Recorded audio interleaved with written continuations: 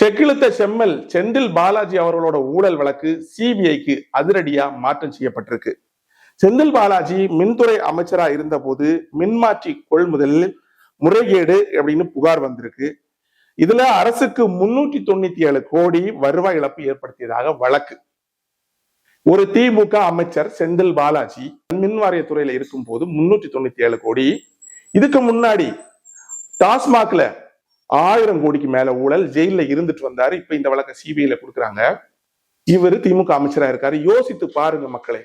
ஓட்டு நம்ம போட்டாச்சு, நம்ம செலக்ட் பண்ணியாச்சு யாரோ ஒருத்தர், அது வேற விஷயம். ஆனாலும் நாம யோசிக்க வேண்டியது, இந்த திமுக கட்சி எவ்வளவு தூரம் ஊழல்ல ஊறி போயிருக்காங்க. செந்தில் பாலாஜி ஊழல் செய்யாமல ஜெயில இருந்துட்டு வந்தாரு. செந்தில் பாலாஜி ஊழல் செய்யாமல இப்ப அவரோட வழக்கு சிபிஐல மாற்றப்படுது.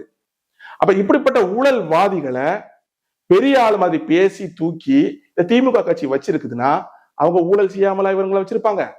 இவங்க எல்லாம் சேர்ந்து பங்கு போடுறதுனால தானே ஒரு ஊழல்வாதியை காப்பாத்துறதுக்கு தொடர்ந்து இந்த திமுக போராடிட்டு வருது. சோ இதெல்லாம் நாம கவனத்துல வைக்கணும். வெற்றி பெறுறது யாரா வேணாலும் இருக்கலாம். ஆனா இந்த ஊழல் பெருச்சாளிகள் செய்யறது 1 ரூபா 2 ரூபா ஊழல் கிடையாது. கோடிகள் 1000 கோடி 2000 கோடின்னு ஊழல் பண்றாங்க. இந்த பணம் இருந்தாலே தமிழகத்துல எவ்வளவோ நலத்திட்ட உதவிகளை தாராளமா மக்களுக்கு செய்ய முடியும்.